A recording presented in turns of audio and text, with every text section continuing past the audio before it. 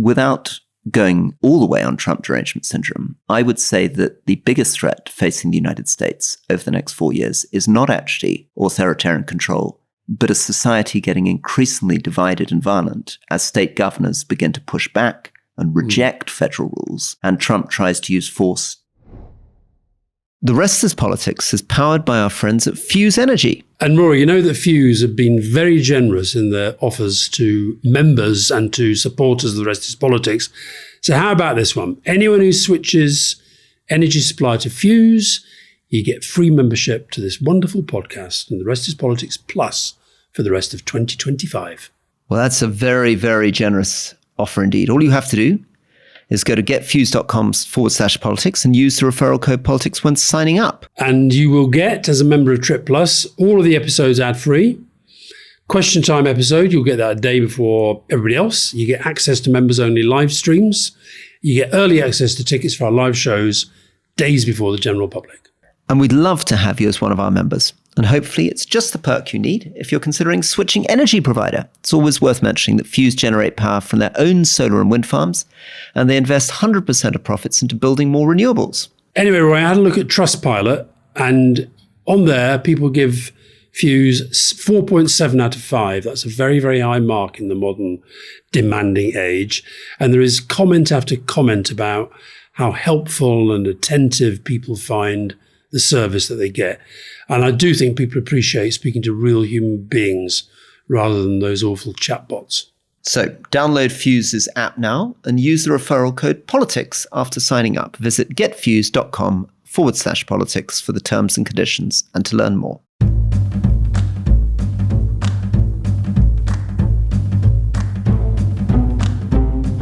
Welcome to The Rest is Politics with me, Rory Stewart. And with me, Alastair Campbell. And Rory, we are going to talk about Donald Trump. He is behaving like a profoundly authoritarian, almost a kind of absolute monarch. And he is brushing aside checks and balances. He is firing members of the executive, the security services. He is challenging judges. He's ripping up international treaties.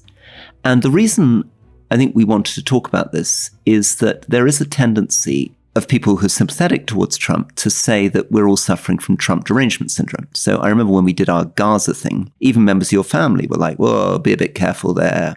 You know, you're making him sound more crazy than he really is. The fact is that by going carefully through what he's doing, I hope we can get people to understand just how radical it is, that this isn't just talk. And the example of this, which means a lot to me, is what's happened to USAID. So if I've had a career at all, it's largely oriented around foreign countries and development. And I have been a contractor for USAID and the British equivalent DFID, and I've been a Foreign Office diplomat, but I've also been a DFID minister and finally the Secretary of State for International Development in the UK. So this stuff I ran a couple of NGOs, so I kind of understand this world quite well. USAID was the largest development organization in the world. It was spending almost 60 billion US dollars a year if you take into account all US spend. And the core spending of USAID was about 40 billion. As I think we said before, 90% of the assistance for the humanitarian crises in the Horn of Africa last year were coming from the American government. And to put it in context, the UK, which is a big development spender, will be spending about a third of that amount, right? I think America last year spent $8 billion in sub-Saharan Africa. It will have spent much more though. So what they've done there, and I can get into the weeds of this, but it's to do with whether you're just counting bilateral or you're counting multilateral. Multilateral, okay, yeah. And so they will have also put billions through the World Bank, through the IMF, through UN agencies. Right, so it's way more than that, yeah. So the $8 billion was the bilateral stuff, yeah. Yeah.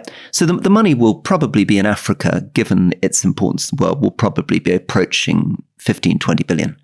And they would have had thousands of USAID staff working directly. So these are people directly employed by the US government in Washington or in embassies around the world.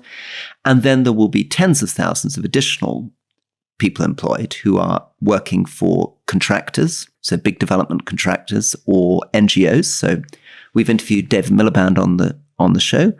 IRC gets hundreds of millions of dollars a year directly from USAID. So all the programs he was talking about when he was talking to us about programs in Somalia, Sudan, many of those will have stopped. And to put it in context, the announcement was that all USAID money stops on a dime, with a few exceptions, which we can get into. Stopped. Doesn't matter, you have a contract. So, Turquoise Mountain, which my wife Shoshana runs, has a contract, had another $1 million to go, money just stops. And then they've announced that all the staff are being fired. So lots of my friends who work for USAID or working for contracting organizations are now emailing me because they've lost their jobs. And if you look at the Africa bit, they have gone from literally thousands of staff working into Africa. Guess how many staff now will remain to work on it? 12. 12, exactly. 12 staff to oversee what was literally over $10 billion worth of annual funding into Africa. 12 people. It's hard not to see this as an act of absolute barbarism, cruelty, economic vandalism, social, political vandalism, call it what you want. So in Kenya alone, they reckon 40,000 people currently involved in aid and development will now lose their jobs. The Americans have been funding refugee camps in Kenya, where 750,000 people are located from 19 different countries. Ethiopia, 5,000 healthcare professionals losing their jobs overnight. And, I guess the sort of MAGA people will say, oh, well, they can sort themselves out. They should, but this is a relationship that the United States has built up with these countries over decades. American aid and development money accounts for 15% of South Sudan's economic output. But in Jordan, as we said, it's almost 40% of the security budget. Correct. And key departments of the Jordanian government just stopped. Jordan, which is now going to have to take 1 million refugees, otherwise it loses that money. The thing that I find so grotesque and offensive about Musk, here is the richest man of the world on a massive ego trip and a massive power kick, taking it out on the poorest people in the world. And what you've got here is the weak being made weaker and the strong being made stronger, which of course is what Trumpism really is all about. And the other thing that's worth saying about this does relate to Britain. 20 years ago this month, Rory, a very important event happened in Trafalgar Square. Very good. Have a guess. All right, you've already told me, but tell the listeners. So Nelson Mandela stood in Trafalgar Square and launched Make Poverty History 20 years ago this week. There's a reception in London tonight to commemorate the event. And my favourite quote in a brilliant speech was this one: "Sometimes it falls upon a generation to be great. You can be that great generation. Let that greatness blossom." All the people that you were talking about, Rory, including yourself, including Shoshana, including anybody who's worked in this area, in the eyes of the man with the biggest Twitter following in the world, Elon Musk, you're basically all part of organised crime. He said you're all criminals. Can I get into this? So to loop back to this narrative point with Elon Musk. So two things that are interesting. One is that quite a lot of what they're saying about international development is what Boris Johnson's Conservative Party tried to say about DFID. But the difference is that if Boris Johnson had taken it into its head to cut all UK development spending overnight and sack all the staff, he might have tried, and I'd like to get into you on this, he probably would have tried to place some stories in newspapers, Daily Mail writing some stories about wasted aid, bad development projects. You can always find them, right? If you're spending billions around the world, you can always find. The classic ones are usually tiny projects which have been improved as a favor to someone in a country. So the one that dominated a lot of our lives when I was in DFID, when I was a minister, was, I think, a £40,000 project for funding tropical fish research in the Caribbean, which the Daily Mail managed to run the headline, "Funding Nemo." And usually it's these small projects because the big projects, these multi-million-dollar projects, go through very complicated peer review, strategic plans, bidding processes.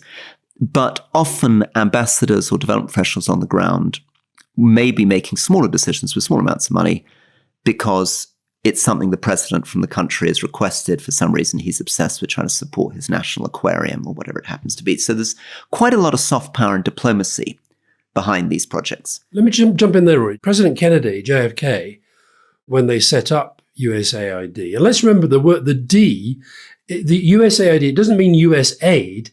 It's the United States Agency for International Development. It's about developing these countries, not just giving them sort of charity. And Kennedy made the point, he actually addressed the first aid workers, and he said to them, you should think of yourselves like soldiers, in that you are going to places where you are representing our interests in a way that will prevent us having to send other Americans to take part in wars. And I think that is an important insight in this. And I think that what you have with Trump, because he's Alex Younger, the former head of MI6, he made this really interesting observation. I saw him in Norway recently.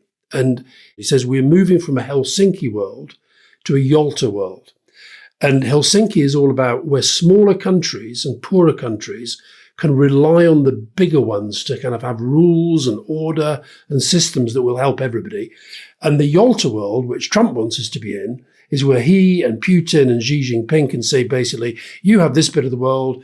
Hey, Xi, you have Taiwan, have bits of Ukraine, Vlad, and I'll take Greenland and Panama and Canada and anything else I can get my hands on. There's a point also about an incredible change in the way that we think about our obligations towards other people, which I guess is the heart of this J.D. Vance attempt to say, as a Christian, he really cares mostly about his own family and country and not about other people. Because what the story since the Second World War has been is that the poorest countries in sub-Saharan Africa have largely been stuck while the West has grown incredibly. So, time of independence in 1957, GDP per capita in the UK compared to Ghana would be about 4 times that. The average person in Britain about 4 times wealthier than the average person in Ghana. Today, the average person would be 25 or 30 times wealthier. And the contract was, in the UK compared to Ghana, the contract broadly was, in the end, we're quite privileged. In the end, some of the story about how we made our money was to do with the ways in which these other countries were frankly exploited, and the ways in which we did a lot of strange things with our companies and funding wars and not really investing in their structures. Well, you can't say this. This is all very, very woke, historical. You've got to be basic. We're great. The empire was great. Everything's fantastic. So the risk is that you end up slightly where we both had a conversation with the Prime Minister of Denmark on Friday.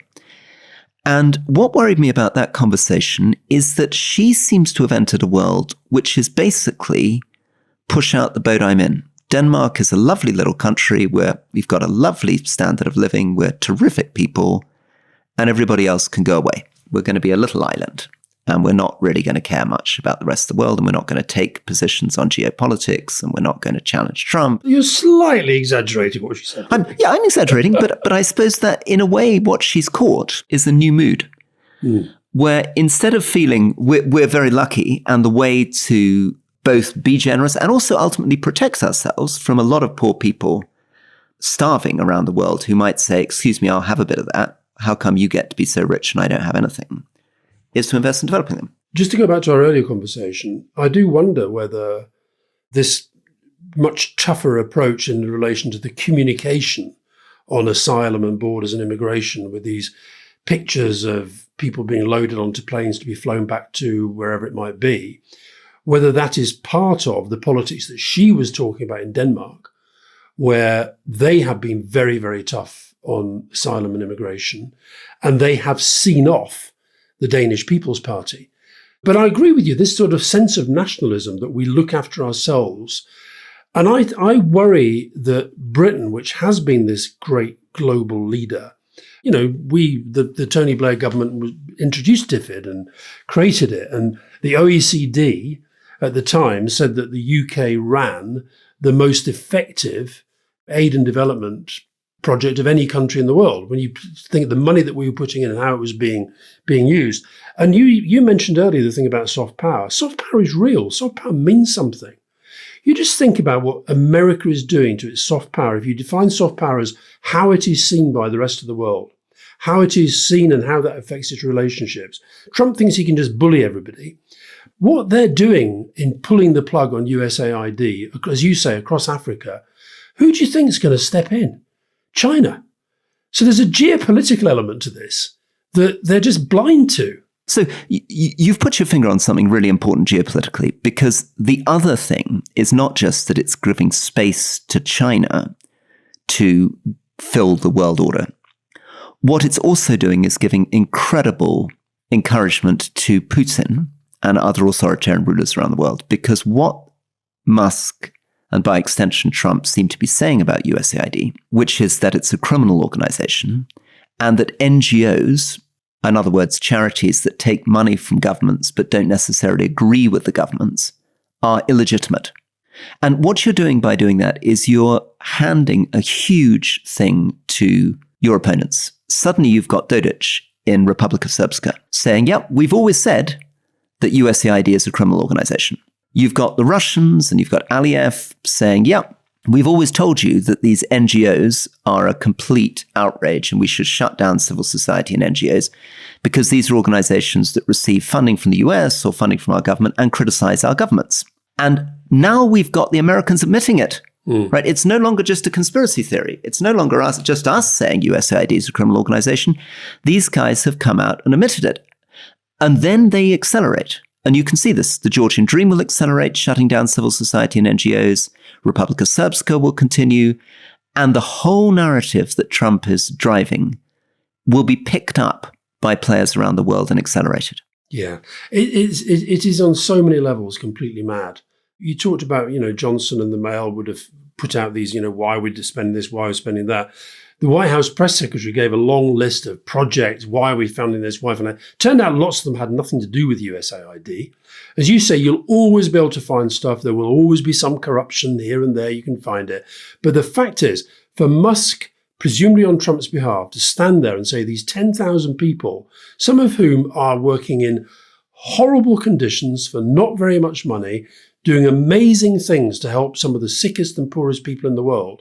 And by the way, I saw somebody in the Foreign Office sent me a while back an analysis of the decline or the demise of DFID. Part of the analysis was the extent to which projects that we had been funding on the health of women and girls, which a bit like USAID now, have just stopped. And systems that have been built up over years have just stopped. And I just say, I'm very fond of David Lammy. I think he's a very good foreign secretary doing a very good job. But he's now the Secretary of State for Foreign, Commonwealth and Development Office. I don't necessarily like the idea of saying development is all about how we link that to growth and to immigration. It's actually got to be, how do we help these poorer countries develop? That's got to be the focus. I mean, this is a story that we need to be honest about in Britain. What we basically did is we took DFID, which was a very, very impressive, world-renowned organization. I mean, some of the most talented people in our country wanted to work for DFID. I had these incredibly bright, impressive civil servants.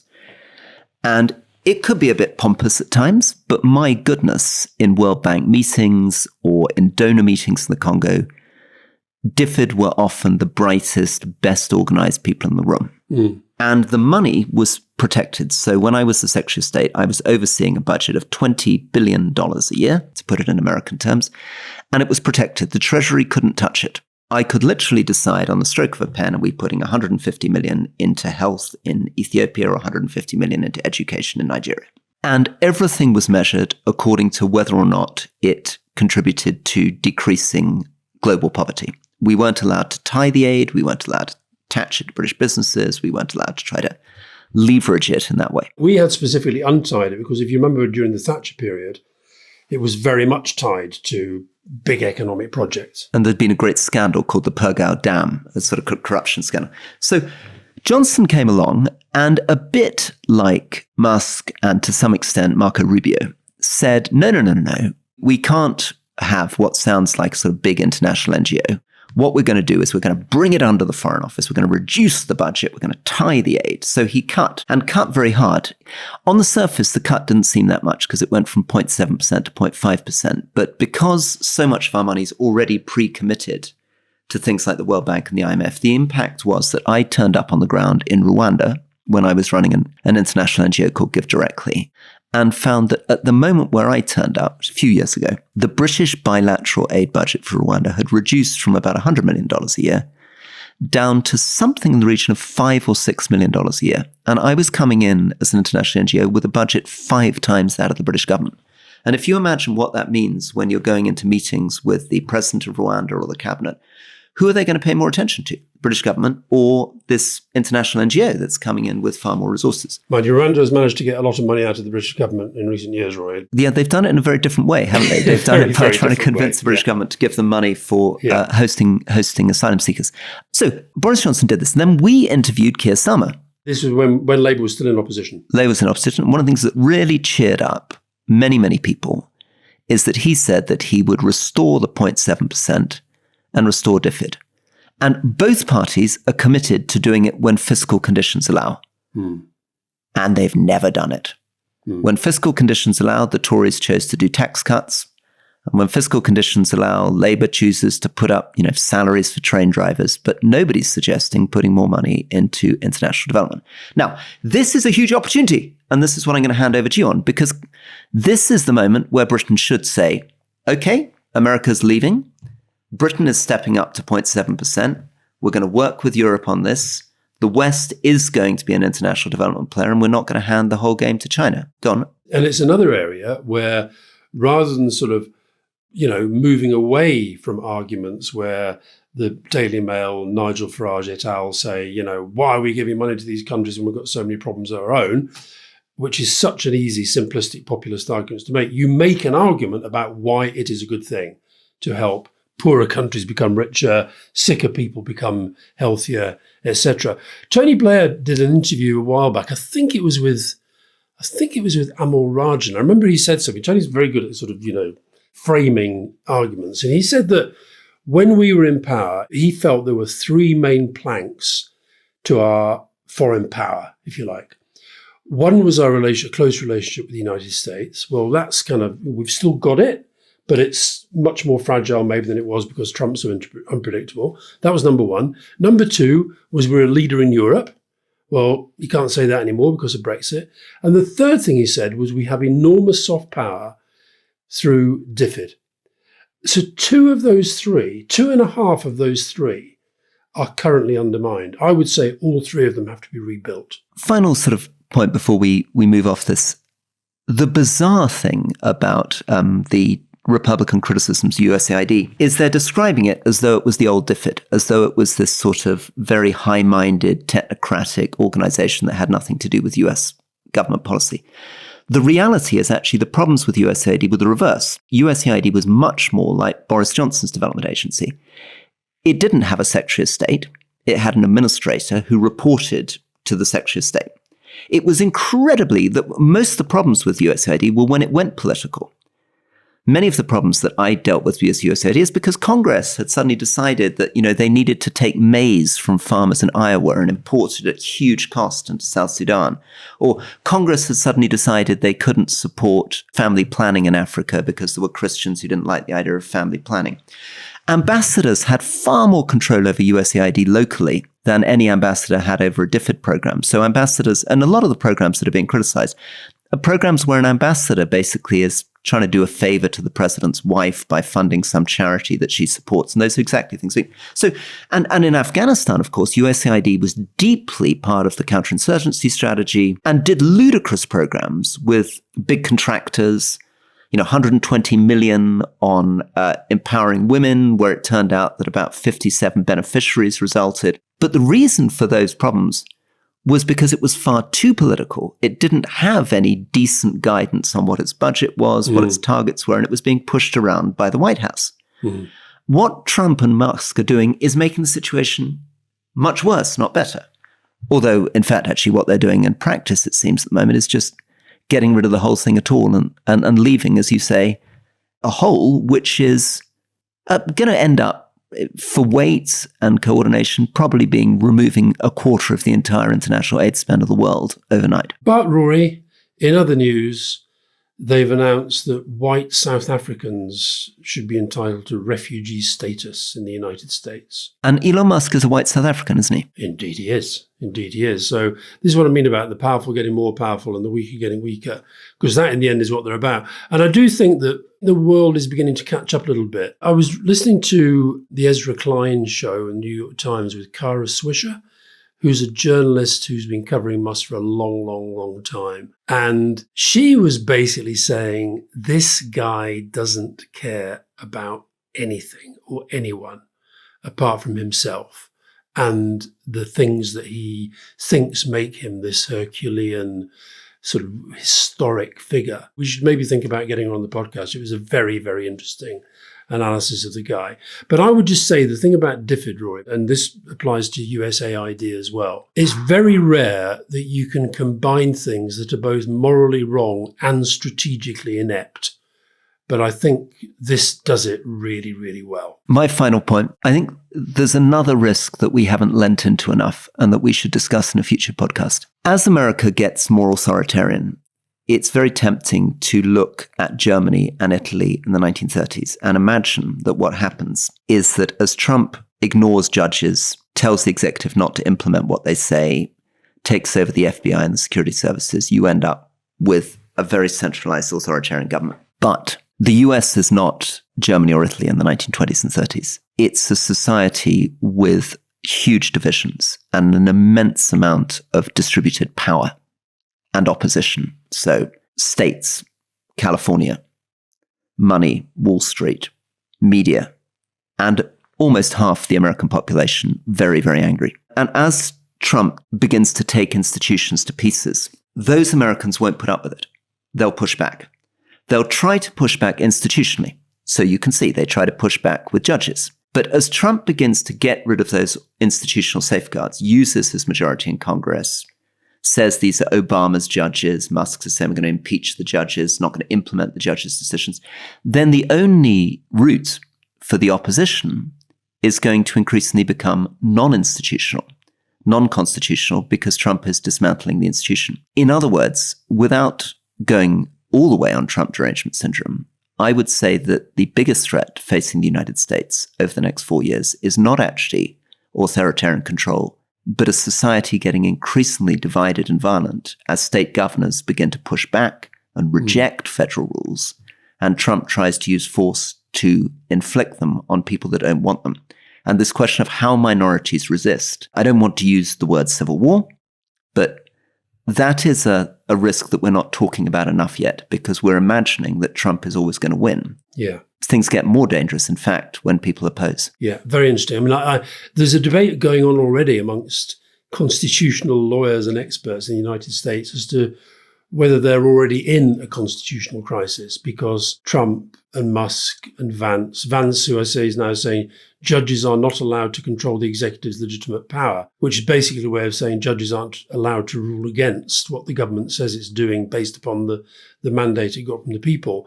And this is on the back of a guy called Judge McConnell in Rhode Island, who he's the first to say that the White House has actually defied his order to release billions of dollars in federal grants. And that's the first time in this term that has happened. There are 40 lawsuits have been filed so far. But the crisis, if there is one, the constitutional crisis, if there is one, is because an elected president is deliberately testing the bounds of all the other parts of the Constitution that you mentioned, and then going beyond that and to include media. I mean, some of these settlements the media make are quite mind-blowing. This is bowing down to a perceived possibility of authoritarianism. You know, the George Stephanopoulos interview, the one where he is suing, is it CBS, over their editing of an interview with Kamala Harris, which they're thinking of settling because it might then help them make a deal in another part of their business empire. This is kind of mafia stuff. Yeah, and you're effectively just giving billions to Trump. I mean, or hundreds of millions to Trump. It's a very, very horrible world. And I do think the problem for us is balancing the Trump derangement syndrome, we're being too alarmist, with continuing to remind people that, and we'll return to this tomorrow when we do question time, as we begin to look at Germany, Austria, Kosovo, Serbia. So we begin to look at how this plays out around the world, what this means for the West, what this means for democracy, and what happens in a society with as much distributed power as the US as people begin to push back. And Rory, we should point people to Leading, wherever they get their podcast. And I thought this week's was particularly interesting. Ahmed al-Sharaa, former al-Qaeda leader, now the president of Syria. And as Gerard Russell, our kind of Islamic expert, as he explained to us, often these interviews are more interesting for what's not said than what is. But I thought I've listened to it a couple of times back now, and I think there's a lot in it. Can I just have a little correction? I said in the debrief that the foreign minister, Asad Hassan al-Shabani, who is very close to the president, but I'd said that he'd also been a fighter with him in Iraq and that they'd crossed into Syria together. That's not the case. Apparently, he's never been to Iraq. So apologies to the foreign minister, but thank you to him and to his assistant Razan for their helping with the interview, which is we've already had 600,000 views of the Arabic version alone, Rory. Yeah, it was so we did it in Damascus. We traveled to Damascus together, saw it at this amazing moment of transition. And again, really pleased that we've managed to put out an Arabic version. And that's really being picked up across the Middle East. There's been a lot of press coverage in the Middle East.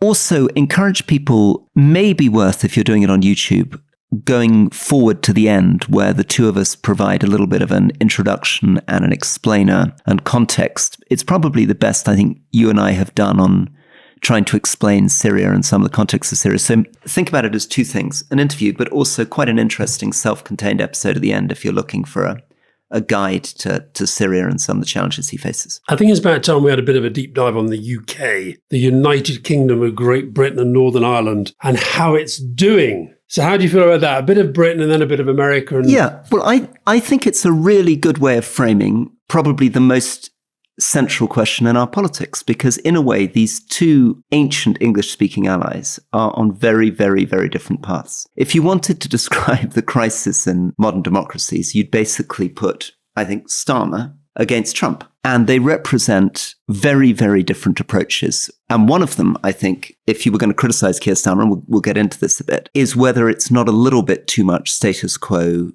business as usual. And I think you're going to tell us a little bit how he tried to address that challenge in a cabinet meeting. Let's start with the British model and the way that Keir Starmer is approaching politics. And tell us a little bit about what's been happening in the last couple of weeks. Well, you had this 6-hour cabinet meeting, and I don't think we ever had a 6-hour cabinet meeting in my time with Tony Blair and Gordon Brown. There might have been the odd strategic away day, but that would tend to be a very small group, for which many cabinet ministers complained that they were excluded. But they had a sort of 2-hour political cabinet, and the rest, I guess, trying to sort of really get the government focused on, with clarity on this forward agenda. And interestingly, we've said quite often on the podcast that the battle, this is what you're alluding to really with Trump, the battle in most elections around the world now and in most political systems is between major disruptor and those who are disrupted.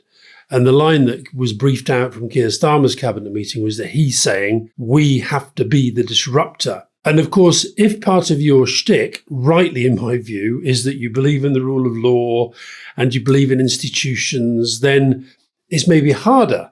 If you come along like Trump and you say, why should I care about the rule of law? Because I'm a convicted felon anyway. Why should I care about institutions? Because all those institutions have ever tried to do is do me down. I'm going to blow them up. And I'm going to have alongside me this sort of megaphone of Elon Musk, who's going to break even more rules than I do.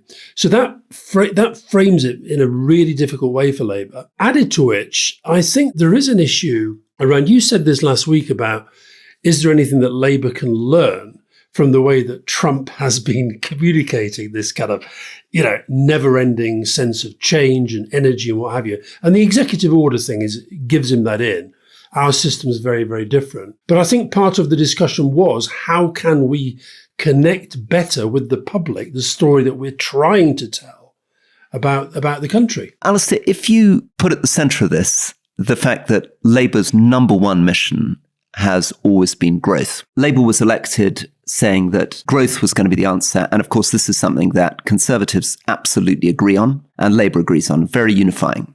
Conservatives because they believe in the private sector, Labour because they believe in the private sector, but also because they have picked up on the fact that if you have more growth in the economy, the government can increase its spending on public services without having to increase taxes. However, the crisis that Labour is currently encountering is that the growth forecast in the UK has just been halved by the Bank of England, down from 1.5 to 0.75%, which I think is one of the things that triggered this 6-hour cabinet meeting. And you've put your finger on something that runs through this whole question of the growth strategy, which is how can you get growth in Britain unless you do something pretty radical? Because, of course, the Conservative government that I was part of, which didn't do 6-hour cabinet meetings, as you say, was also believed it was generating growth. And, of course, anyone who's worked in government can provide a very, very sophisticated, thoughtful answer on why we're not getting growth.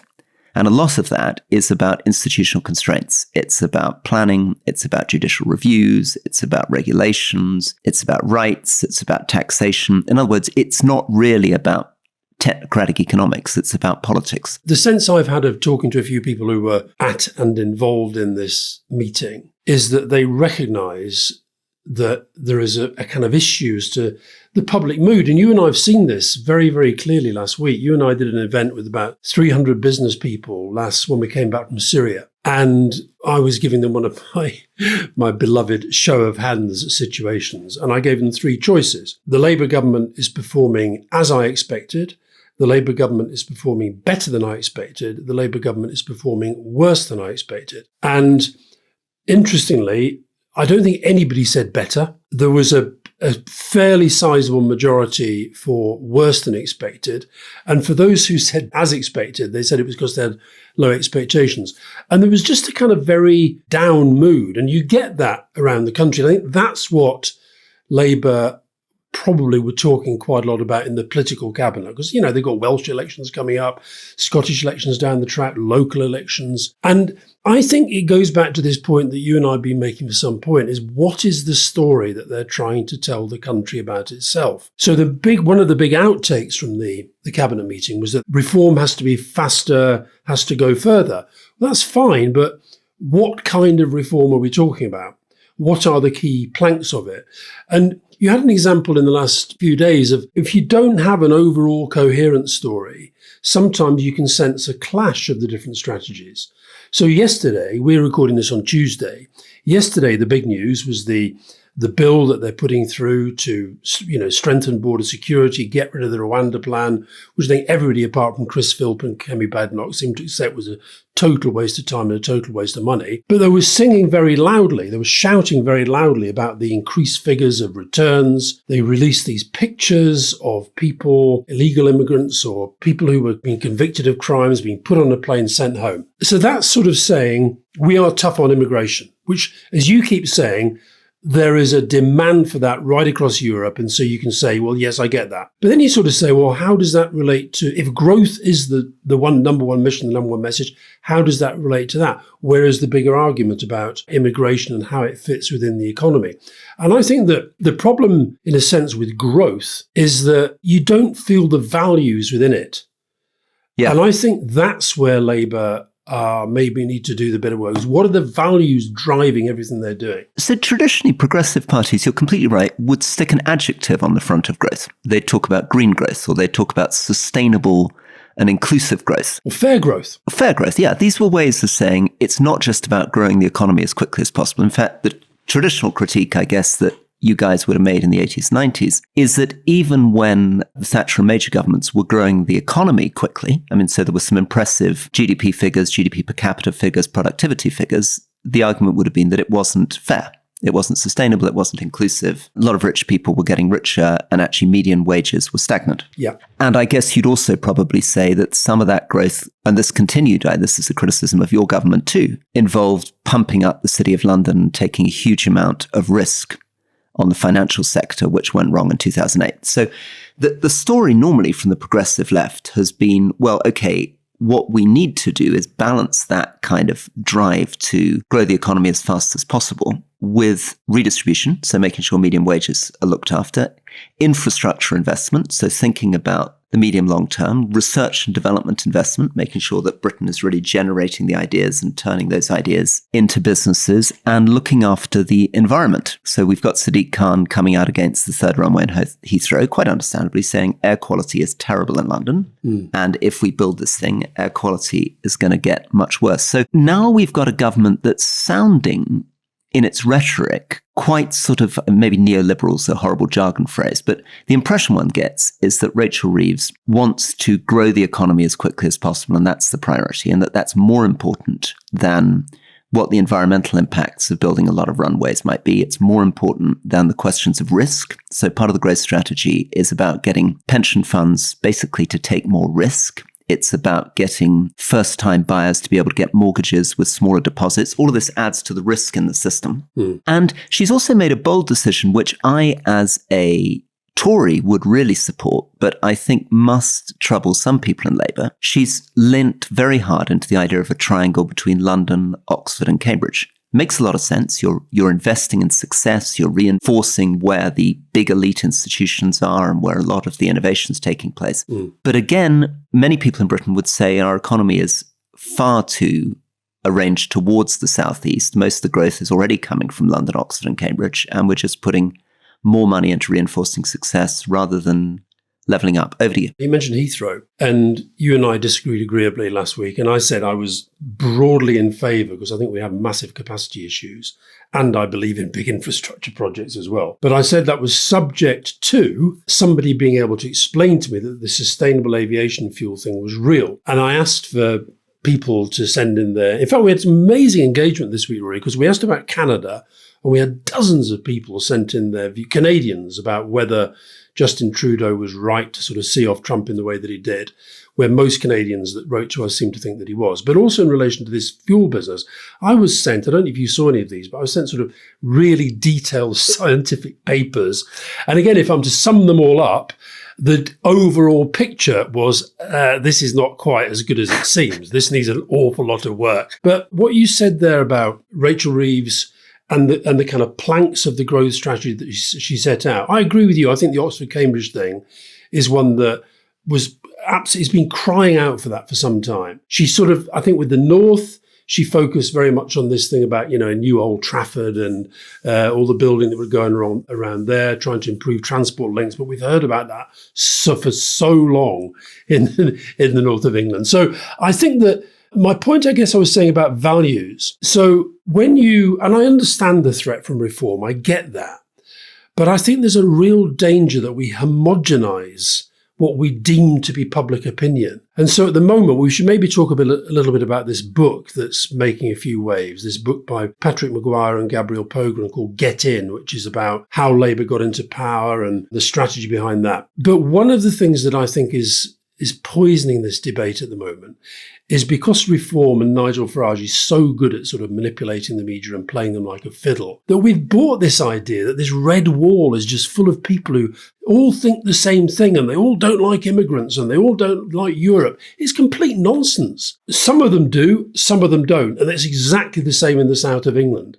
But we're playing what government should be doing, particularly a first-term government that wants to get a second term, is essentially, particularly with a majority as large as Labour's got now, using that majority to make change that they said they wanted to do. Now, to be fair to them, some of that they're doing. They are doing the workers' rights. They are doing the Miliband Green Agenda. There's lots that they're doing, and the King's speech is taking some of that through as we speak. But in terms of that sort of what country we're trying to build, I feel too often the messages clash with each other, the policies clash with each other. If you then have a kind of silo-driven government, so I can point to individual ministers and say, yeah, doing a good job. I like what they said about this. I like what they said about that. But joining the dots up to create the big picture, that's what I still feel is not quite there. I think many, many people in Britain feel not only that the Tories failed, but that Labour is likely to fail because we have such a bureaucratic, sclerotic system. So let's just take one example. One of the reasons why this stuff around a third runway at Heathrow is meaningless for growth is that even in the best case scenario, there will be at least 18 months of a planning system, and then at least 3 years of judicial review, and then at least 5 to 7 years building this thing in the best case scenario. And we've talked about how much we both agree. We disagree on the runway, but we both agree on the Oxford-Cambridge stuff. But I think the projection is that the target is to build 150,000 houses around Cambridge by 2050. That's 25 years' time, by which time I will be well beyond retirement. Right? I'll be almost 100.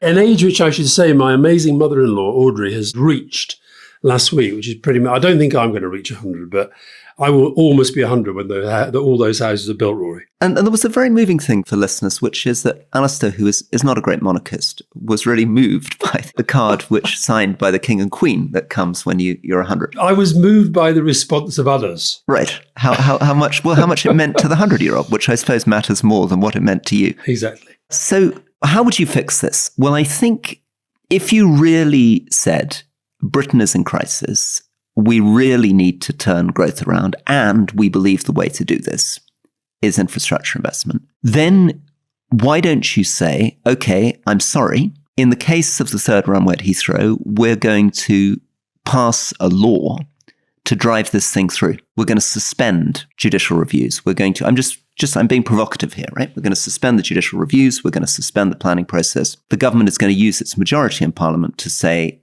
this is a national priority and we're going to get this thing built by the time of the next election. Cool. Now, that is what FDR did. And the reason I'm raising it is he's one of the great progressive heroes of all time. So Franklin Delano Roosevelt comes in after the Great Depression, and his first 100 days, he launches these ideas.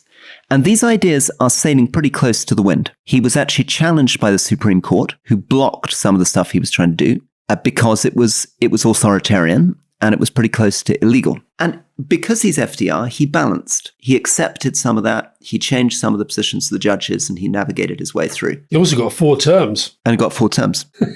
But in order to do that, I think there are 2 things that are worth bearing in mind. Number one, they need a mandate. So it would have been really democratically, what ought to have happened is Labour should have gone into the election saying, if we are elected, we're going to do these very, very radical things, and we want a mandate from the public to be able to do that now. They did say in the election that they were going to shake up the planning laws, and they saw them as an obstruction to growth. You're suggesting going even further, which is not impossible. It's not impossible. It's not impossible. And if you don't go any further, we're in this horrible world where, you and I will be here in 5 years' time saying, well, disappointing growth, but unfortunately, the truth is this is how the judicial process works. This is how environmental regulations work. This is our carbon targets. This is our net zero targets. This is the workers' rights. This is the problem with taxation.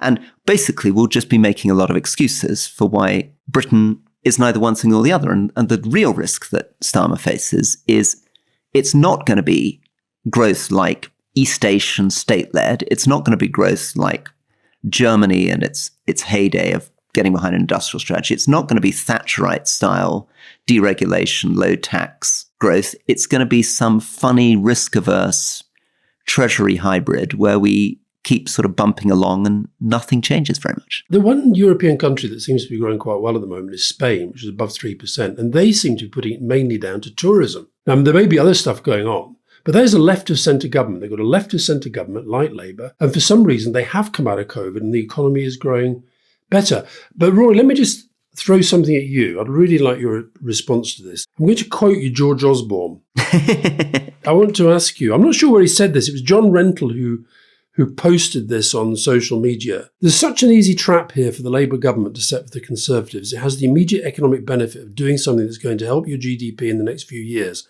Do some kind of trade deal with the EU, of the kind that's talked about, for example, making it easier to do agricultural checks so we're not spending billions of pounds at the border doing that. You're basically digging a pit, you're putting the spikes in, and you're inviting Kemi Badenoch to walk into the pit.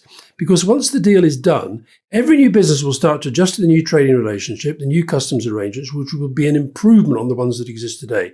Then you get to the general election, and the Conservatives will say, this is outrageous, they betrayed Brexit. They've conceded some power to the European Court of Justice. They'll try and rerun the Brexit campaign from 2016, which will be ancient history, and every business will go, we're not going back to that, we're absolutely not going back into the Brexit chaos. And the Labour Party will win over the business community in that single manoeuvre, and the Tories will be stranded on a kind of ideological argument that really only has resonance with a small portion of the population. Right or wrong? Absolutely right. 100% right. 100% right. And Labour, that's an example of where Labour must be radical. That is a way, the good calculations out there, that can actually generate serious growth for the UK. Europe remains our largest trading partner. It's right on our door. And everything's changed since 2016. So let's just quickly explain why the Conservatives would be doomed if they tried to run against basically what Osborne's described as a customs union. Why would they be doomed running against it? They'd be doomed running against it because nobody any longer thinks that we've got a friendly America and China that's going to give us nice trade deals. Secondly, we've seen the security threats from Russia and why we need to be closer to Europe.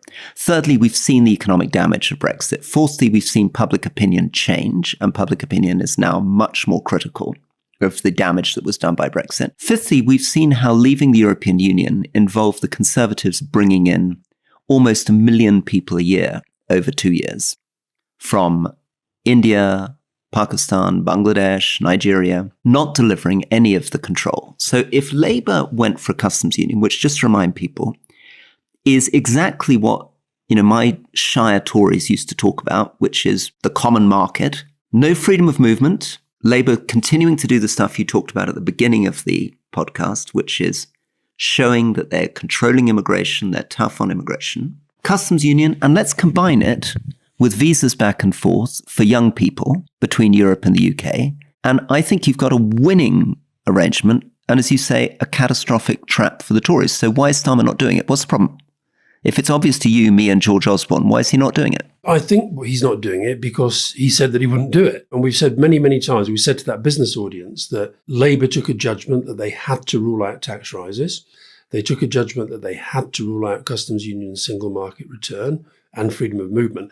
But interestingly, Best for Britain, who very much kind of anti-Brexit organisation, but they got analysts at an organisation called Frontier Economics to ask them how much of an impact would a better deal with the EU on the UK economy be, staying within the red lines of the customs union, the single market, and no return to freedom of movement, but just get the best possible alignment you could get on goods and services. And the answer was a boost to GDP between 1.7 and 2.2%. Now that brings back half of the hit to GDP by Brexit. And also it's win-win because the UK stands to gain, they estimate, 32.9 billion, and the EU stands to gain 29.7 billion. And it also helps in the event of Trump going ahead with tariffs. And interestingly, they did a regional analysis of this. And, we can put the report in the newsletter for people to read. And they said that Yorkshire and the Midlands are the two regions that would do best out of the approach that they're putting. Now, forgive me, red wall people, but if I'm not wrong, Yorkshire and the Midlands, we're talking a lot about so-called red wall seats. And the other thing I think that maybe has been missing, we've seen it on Heathrow, we've seen it on workers' rights, we've seen it on one or two big issues where they say, right, we are making big change here. But actually, this is a change that I think would give them new energy. I think it would get them on the right side of arguments, which at the moment they just feel like they're totally defensive in relation to. I mean, the idea that even Nigel Farage has stopped talking about the benefits of Brexit. David Frost is about the last man standing, saying that he did a good deal for Boris Johnson. Nobody else does. And the thing that people would have said a few months ago, even Labour people, when I suggested this, we got a little bit of this in some of our interviews with Labour shadow ministers for the election, is but Europe won't accept it. That's changed too. Yeah. I think this is a very, very good time to do a deal with Europe because you've got European leaders who are desperate for wins, worried about Trump, worried about Putin, looking to demonstrate that Britain can be integrated more, trying to rebuild the Old West. It's a perfect moment to strike this deal with Europe. So let's hope, I suppose, that they do it and just call it something else. I mean, they may not, for our sake, want to call it a customs union. By all means, not call it customs union. Call it, I don't know, a Western Union. Or call it, the UK European Economic Partnership or Agreement. It doesn't matter what you call it in the end.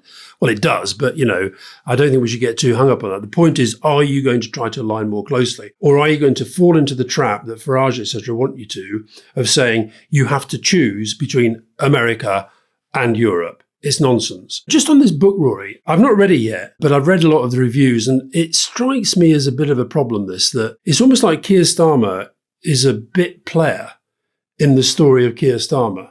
And that is not good for Keir Starmer. I was talking to a member of the cabinet yesterday who said this is the sort of book that you expect to appear 10 years into a political project, not at the start. And I think too many people are talking to too many journalists about the stuff that really helps journalists, but that doesn't help the government. Yeah. I mean, I think that's the extraordinary thing. I mean, if people have a chance to look at this book, it's a remarkable piece of journalism. And it's quite remarkable. We had this, we interviewed, people haven't heard our leading interview with Michael Lewis. He's incredibly funny about what it's like being a journalist when you're suddenly granted access that you could never believe that you were ever going to get. So he sits with Sam Bankman-Fried. But somehow these journalists have got a lot of people talking. And the picture they've portrayed, if I'm right, is that Morgan McSweeney, who's effectively the chief of staff, is portrayed as the kind of genius behind the whole thing. And Starmer is portrayed as somebody put in the driver's seat. Of a driverless train. The driverless train, yeah. I was rereading your Tom Baldwin book too and trying to look for clues there. I was fascinated by that Baldwin book because he makes a huge amount out of the idea that Starmer is the most working class Labour leader ever, seems to be the story.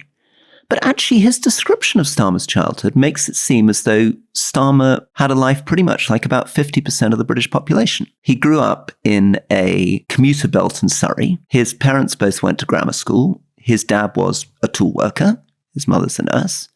Their neighbours were pretty middle-class people. He went to a grammar school, which later became a private school. And I'm sure it's true that he's more working class than Tony Blair, Michael Foot, etc. But that sort of says more about the Labour Party than it does about Keir Starmer. I mean, it's not that he comes from a particularly extreme version. I think what we'd say about his childhood is unbelievably normal, isn't it? Yeah, possibly. I think it's more the challenges that he faced in his childhood with a difficult relationship with his dad and his mother being very ill most of the time and him having to kind of look after, the brother who died recently was always somebody clearly needed quite a lot of, special care and so forth. So I think it was that and this sense that they didn't really have much money. But yeah, I think it probably was for most people living, certainly in a place like Surrey around that time, probably as you'd say, normal. But I just feel with this book, I mean, I was trying to think, we had lots and lots of books written about us while we were in power, but I don't remember ever sort of feeding them.